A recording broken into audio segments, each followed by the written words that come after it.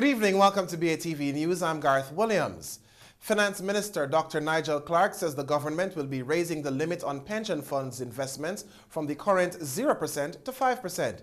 He says this will free up to $25 billion to invest as venture capital. Minister Clark was speaking this morning at the Inter-American Development Bank's Dialogue on Policies and Instruments to Unleash Innovation at the Marriott Hotel in New Kingston. Sashana Small reports. Come January next year, Minister of Finance Dr. Nigel Clark will be taking legislation to Parliament to review the limits placed on pension funds. Dr. Clark says the current limit contradicts the country's goal of inflation stability, and the new limit of 5% is aimed at increasing economic growth and fostering innovation. Today, pension funds are restricted from investing in venture capital. Their limit is 0. That's crazy if we are interested in growth and innovation. And it's crazy as well in the context of entrenched macroeconomic stability, where we are pursuing low, stable, and predictable inflation. Because no longer will you be able to satisfy pension liabilities by investing in government bonds.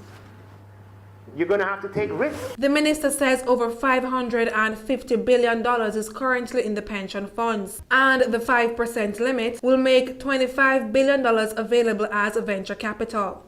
When we move the limit from 0 to 5%, based on the $550 billion in pension funds,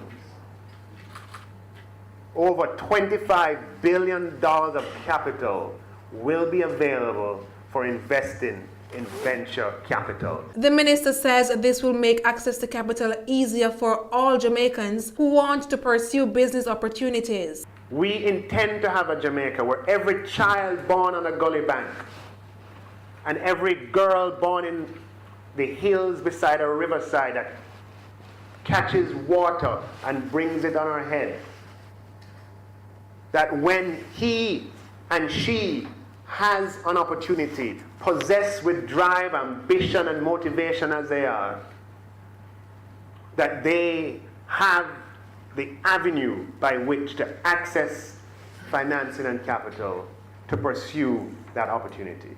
In the meantime, Vice President and Chief Investment Officer at Scotia Investments, Brian Fraser, is welcoming the announcement, but he says there's still more to be done.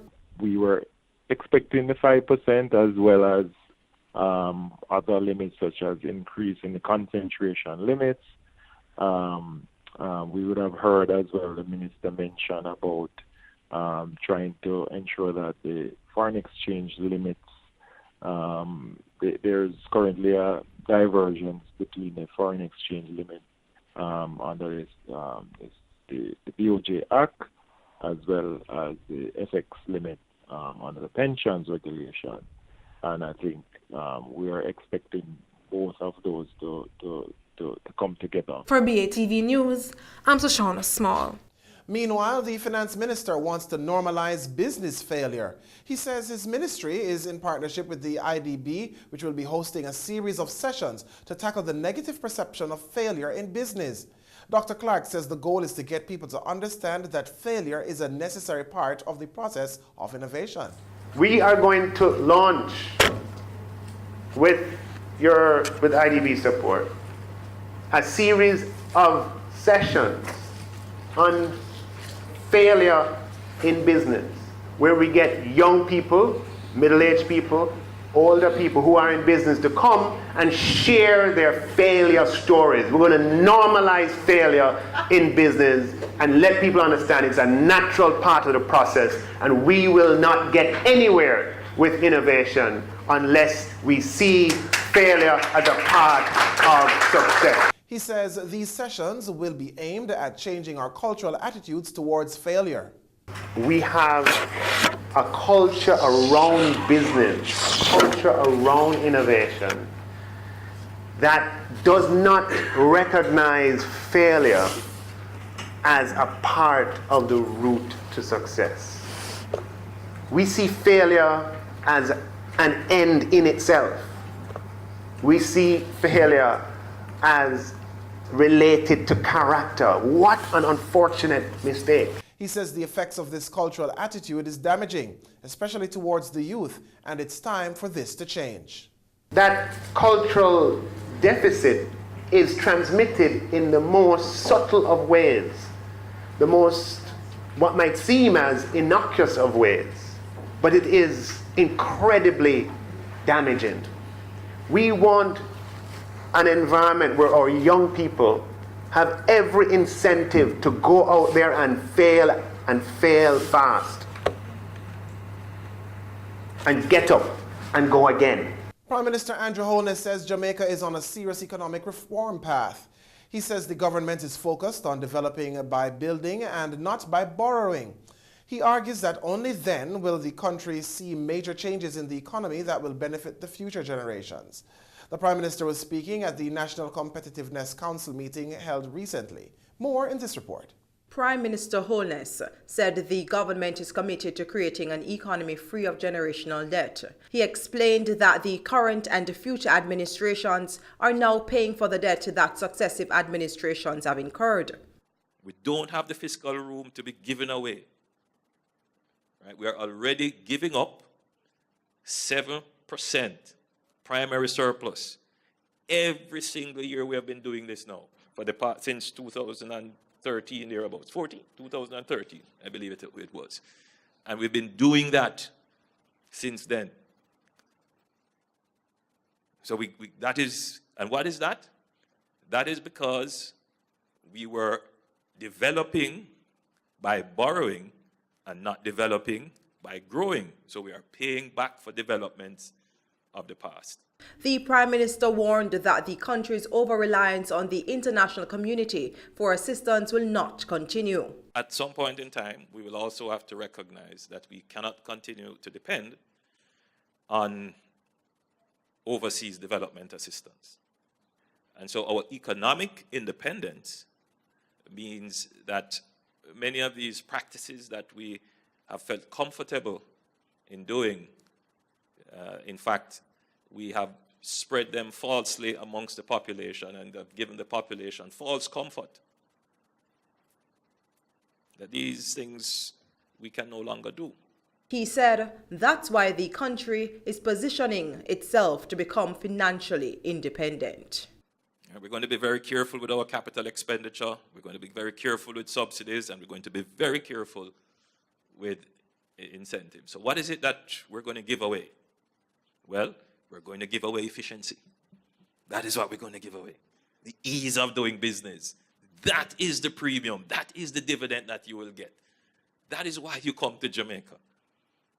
For BATV News, I'm Norda Francis Williams. Governor of the Bank of Jamaica, Brian Winter, says the central bank will be purchasing $10 million at the next competitive auction scheduled for December 5. Governor Winter, who was speaking at the BOJ's quarterly briefing yesterday, reminded the group that the central bank does not necessarily interfere with the market.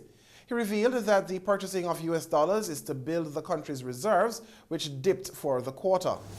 The bank assesses that the market is more than adequately supplied with US dollars, and this has recently presented an opportunity for the bank to buy foreign exchange from the market. Bank of Jamaica therefore announced last week its intention to buy $10 million on the 5th of December via multiple price competitive auction in accordance with the BFIXIT rules.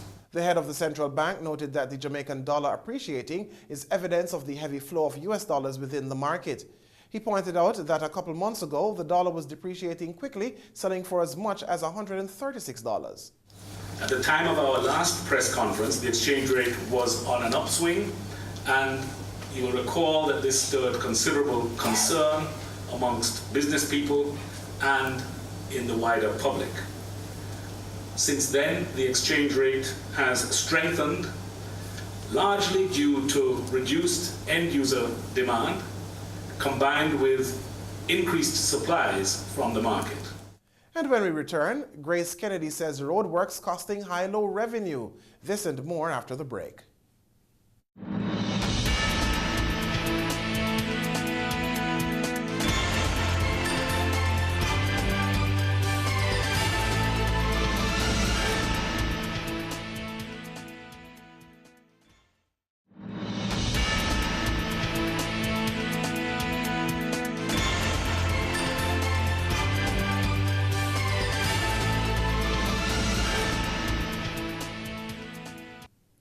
Welcome back.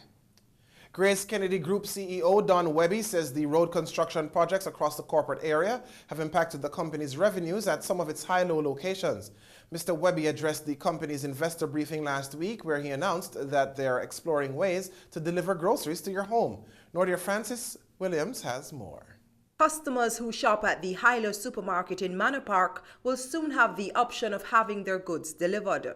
The company says this is one way to reduce the inconvenience caused to customers because of the roadworks. Grace Kennedy CEO Don Webby admitted that the location has seen a drop in revenues due to the construction. The Crossroads roadworks is impacting our Manor Park store, which is one of our more profitable stores.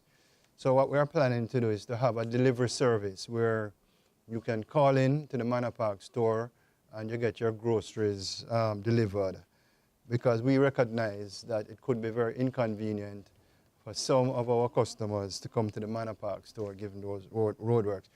Mr. Webby added that the Hilo supermarket in Barbican lost up to 40% in revenues earlier this year during road improvement works. The Barbican store, we took a big hit when the roadworks was in progress. I think our revenue for that store alone went down by between 30 and 40%. The good news is that since the completion of the roadworks, we are now back up to where we were before. So we have recovered the 30 to 40%, and we are hoping for growth. He said the team is actively seeking ways to stabilize sales during the construction period.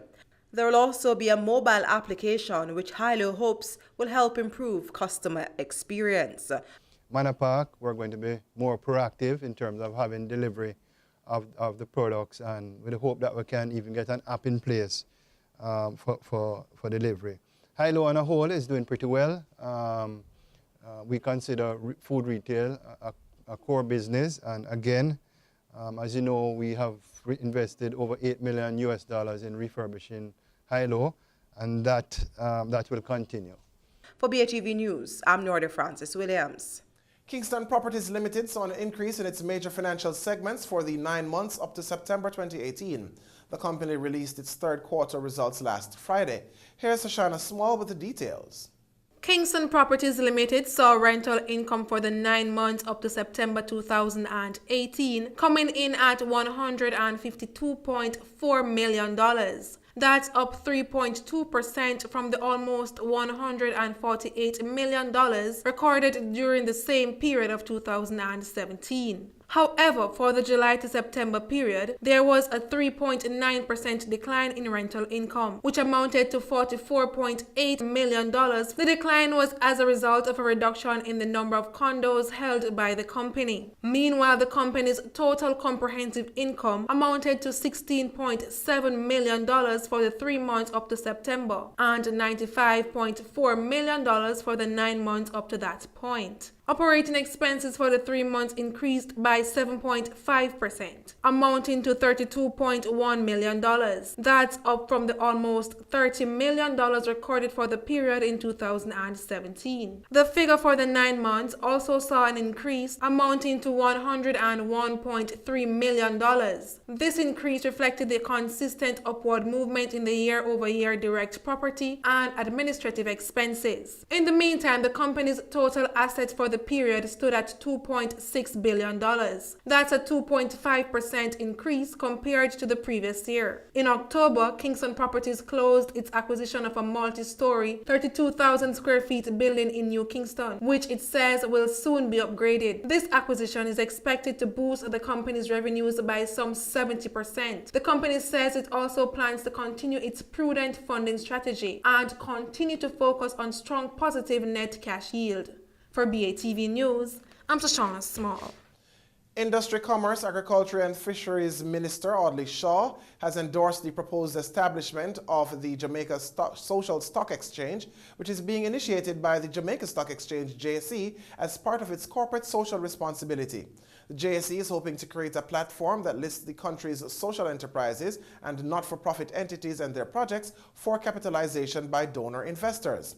Minister Shaw said the JSC's undertaking reflects an acknowledgement of a, quote, new and evolving, end quote, business model, characterized by an increasing number of entrepreneurs employing more creative and innovative business methods to tackle social and environmental challenges.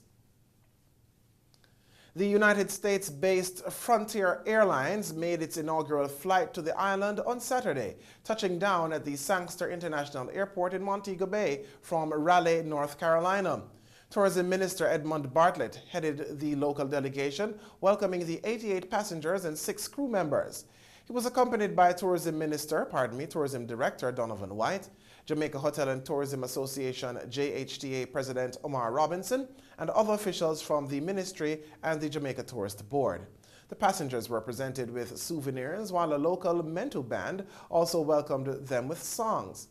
During a brief ceremony at the airport, Mr. Bartlett indicated that the airline will have 2 weekly flights to Jamaica on Wednesdays and Saturdays throughout the 2018-19 winter tourist season, while expressing the hope that these will be more frequent in due course. The minister said Frontier's maiden flight is consistent with Jamaica's ongoing thrust to further increase U.S. visitor arrivals to Jamaica by expanding the number of gateways facilitating the same. Headquartered in Denver, Colorado, Frontier is the 8th largest U.S. commercial airline and has flights to over 100 cities across the United States, Canada, the Dominican Republic, Mexico, and now Jamaica. Regional and international stories are up next. Stay with us.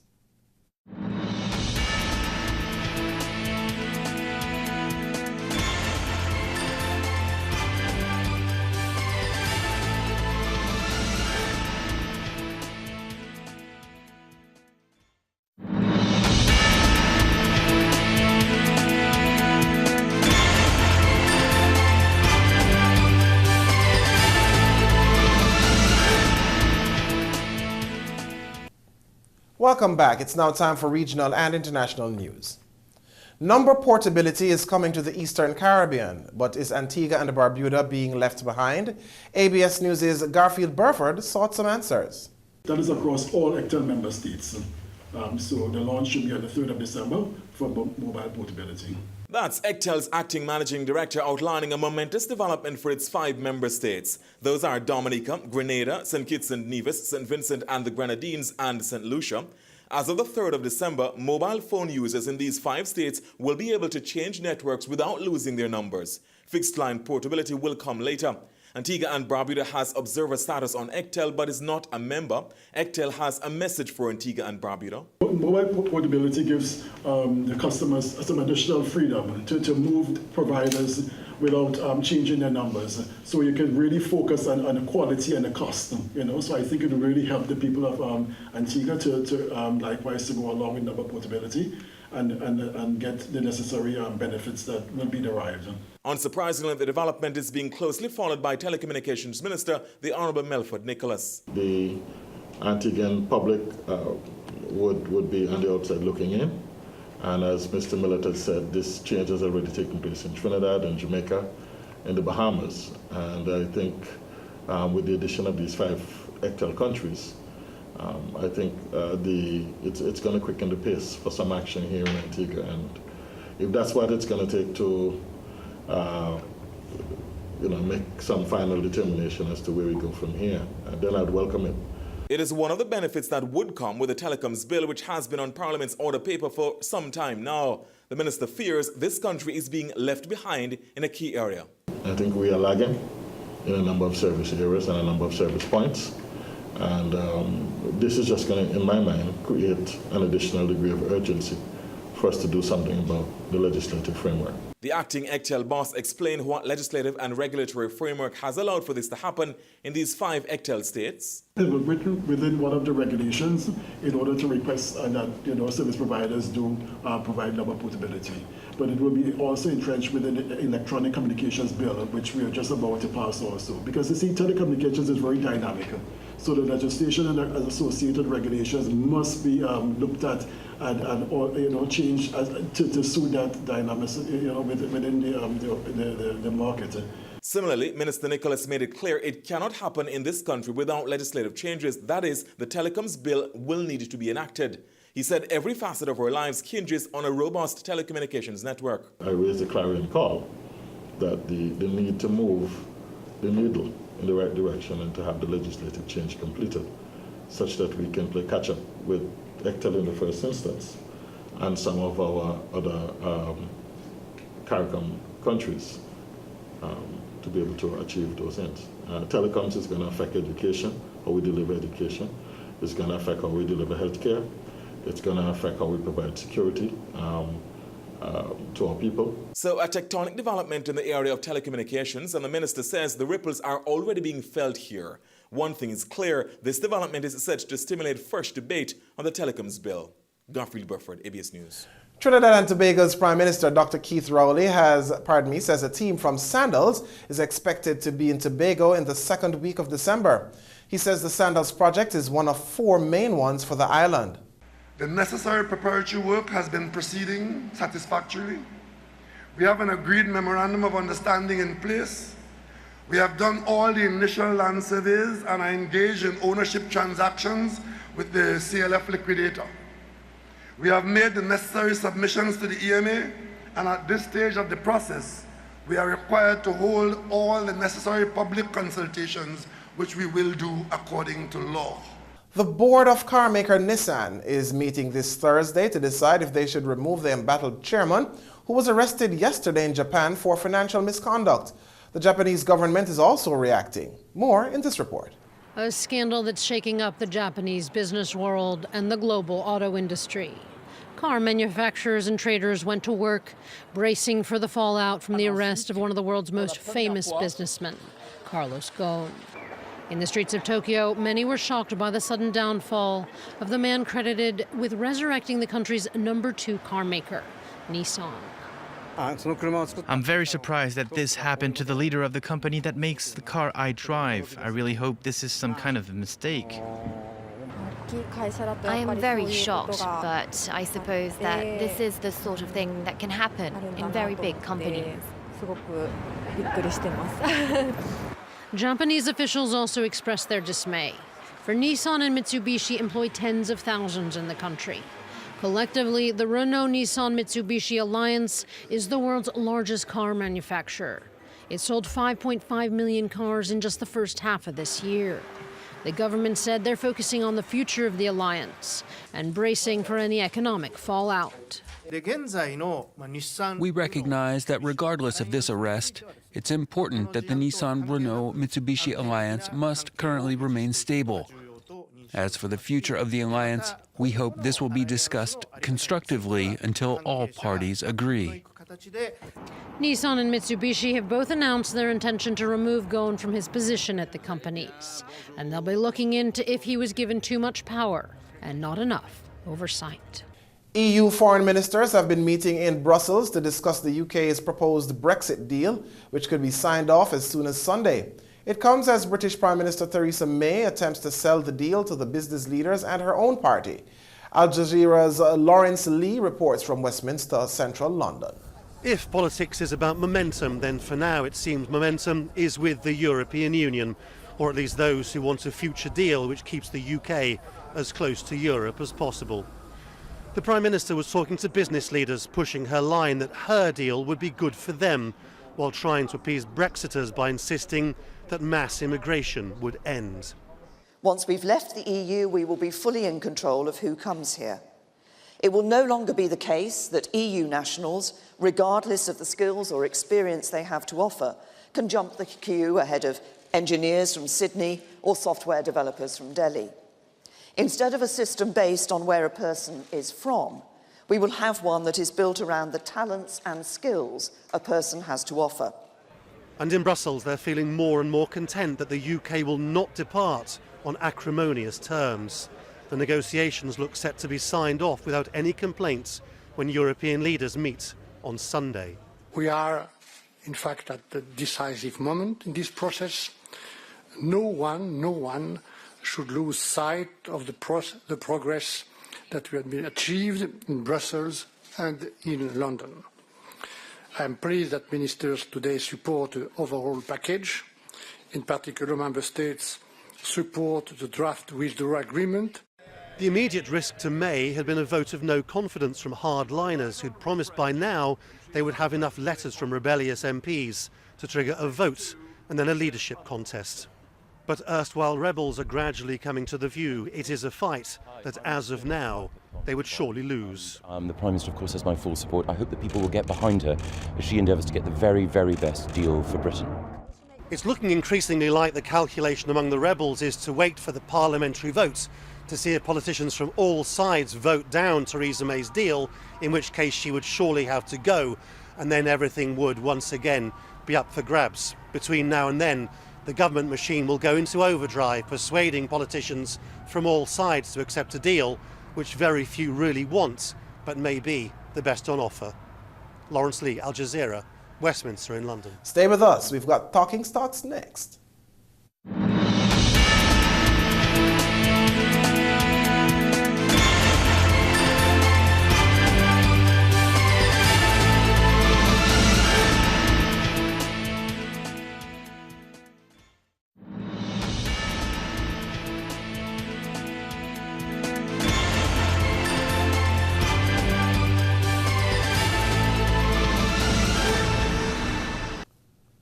Welcome back. It's now time for Talking Stocks.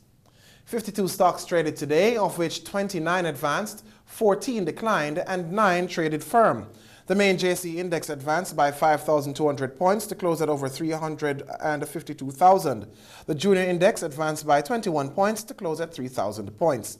Over 13 million units traded today, valued at over $801 million on the Jamaican dollar market, while on the US dollar market, over 43,000 units traded, valued at $18,500 US. GMMB Group ordinary shares with almost 6 million units trading accounted for almost half of market volume. NCB Financial Group with a little over 400,000 units trading was second, while 1834 Investments ordinary shares with over 345,000 units was third, accounting for 2% of market volume.